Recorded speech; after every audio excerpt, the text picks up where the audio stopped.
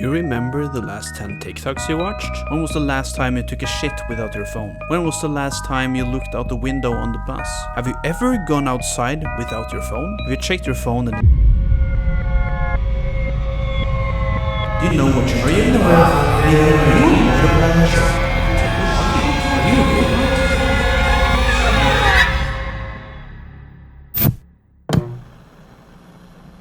By now, it's no secret that high screen time is very bad for all of us. Everyone's talking about it. I've seen dozens of creators ditching their smartphone completely, either switching to a dumb phone or even getting a landline and not even having a portable phone in the first place. I've also seen videos where they split up their phone into different things. Like your notes app is a notebook, the camera is an actual camera. If you want to play on your handheld device, play on 3DS, DS, Nintendo Switch, whatever, Steam Deck, and listening to music on an old iPod, for example. But today I'm gonna talk about how I minimize my screen time on my iPhone without replacing my iPhone. So how it all started, I wanted to customize my phone. I got a new wallpaper and I got the lock screen wallpaper to match the vibe on the wallpaper. I set it up so it's nice to look at, it's nice to use. But the problem was I used my phone more. I started using it more and it was kind of against its purpose. It didn't last for that long. I came over this concept, make your phone work for you instead of against you. I really think for many of us, the phone works against us because we have so many notifications and we just click accept when a new app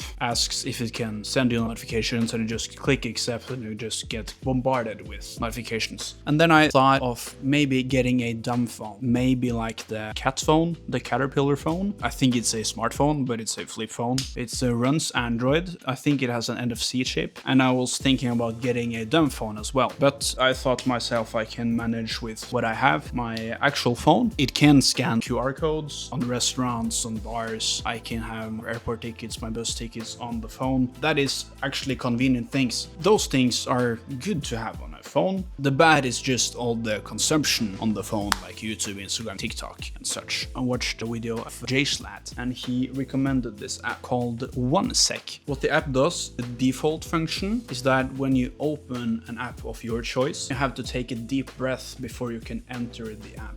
I modified the app so I had to wait 40 seconds before I could enter Instagram, YouTube, or TikTok. And that when you're waiting 40 seconds, you kind of don't want to go into the app anymore. That is the whole purpose of the app. Just waiting a little bit can actually make a difference. It actually did for me. In the start, when I first downloaded OneSec, I think at one point I opened Instagram like 16 times a day. But then you slowly open the app less because you know of the OneSec blockage.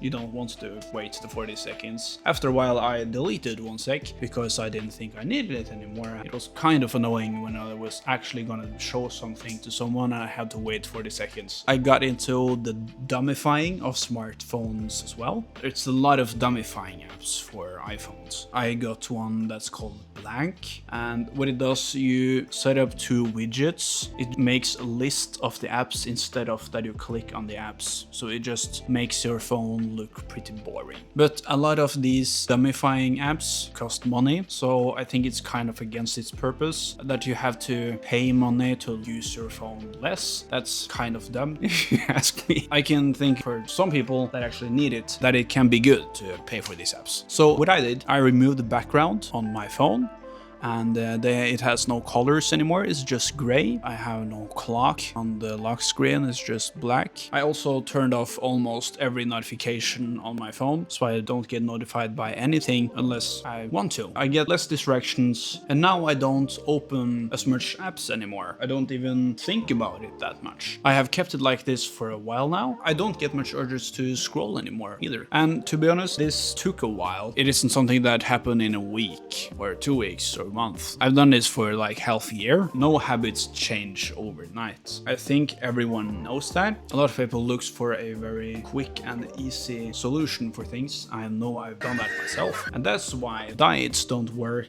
and most New Year's resolutions don't work. So take small steps. Like for example, downloading the OneSec app. If you do that one step, you're probably gonna use your phone less. You're probably gonna use like Instagram and TikTok on the time-consuming apps less.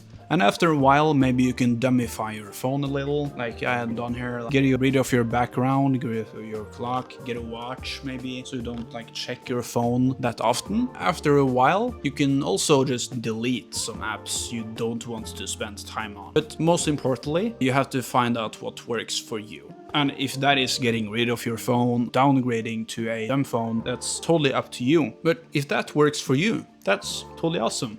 Do that. Just try out different things and see what works for you. What works for me might not work for you, right? That's kind of how I went from, I actually don't remember how much screen time I had, but now I don't use my phone as much anymore. I think I actually last scrolled maybe like 2 weeks ago. It's not like a typical feeling that I'm not using my phone. It's just normal life. So don't expect like utopia when you stop using your phone. But anyway, comment down below what helped you minimize your screen time. Maybe you can help others watching this video as well. In the next part of this mini series, I will talk about why and how I switched to Linux on my desktop. In the meantime, subscribe, like, it really helps the algorithm. Maybe more people can see this video. They can reduce their screen time as well if they want to. Have a good one. Bye.